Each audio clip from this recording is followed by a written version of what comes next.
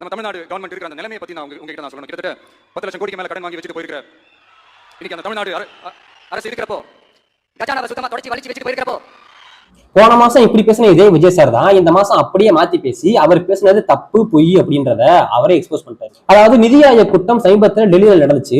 அந்த கூட்டத்துல கலந்துகிட்ட முதலமைச்சர் விஜய் அவர்கள் என்ன சொல்லிருக்காரு அப்படின்னா, நிச்சயமற்ற பொருளாதார சூழல் நிலவக்கூடிய இந்த நேரத்திலையும் தமிழ்நாடு இந்தியாவிலேயே பொருளாதாரத்துல வளர்ச்சி அடைஞ்ச 2வது பெரிய மாநிலமா இருக்கு அப்படின்றத அவரே சொல்லியிருக்காரு. கஜானா காலியான ஒரு மாநிலம், கடனோட அளவு அதிகமா இருக்கக்கூடிய ஒரு மாநிலம் எப்படி பொருளாதாரத்துல வளர்ச்சி அடைஞ்ச 2வது பெரிய மாநிலமா இருக்க முடியும்? அப்ப போன மாசம் விஜய் சார் பேசுனது தப்பு பொய் அப்படின்றத இப்ப அவரே ஒத்துக்கிறாரா? அதாவது அவர் பேசுனது தப்பு அப்படின்றத நாம சொல்லல, அவர் பேசுனது தப்பு பொய் அப்படின்றத இப்ப அவரே ஒத்துக்கிட்டாரு.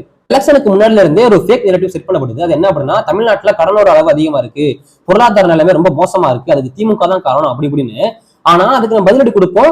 கடனோட அளவு மட்டுமே வச்சு பொருளாதாரத்தை தீர்மானிக்க முடியாது, தமிழ்நாட்டுல வருமானம் அதிகம், டெப்ட் டு ஜிஎஸ்டி ரேஷியோ இந்த மாதிரியான கிரைட்டீரியா வச்சுதான் நம்ம பொருளாதாரத்தை தீர்மானிக்க முடியும் அப்படின்னு சொல்லிட்டு பதில் கொடுப்போம்.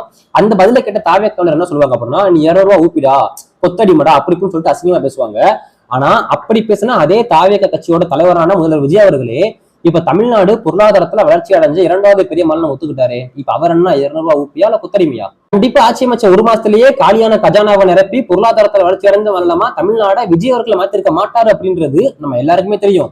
அப்போ கடந்த ஆட்சியில பொருளாதார வளர்ச்சியை ஏற்படுத்தி தமிழ்நாட முன்னேற்றின திமுக தீய சக்தியா, இல்ல அப்படிப்பட்ட திமுக மேல ஒரு போலியான பிம்பத்தை ஏற்படுத்தி அதன் மூலமா வெற்றி அடைஞ்ச தாவேக்கா தீய சக்தியா அப்படின்னு நீங்களே முடிவு பண்ணிக்கங்க. உங்க தாவேக்கா நண்பர்களுக்கு ஷேர் பண்ணி இந்த கேள்வியையும் கேளுங்க. நன்றி.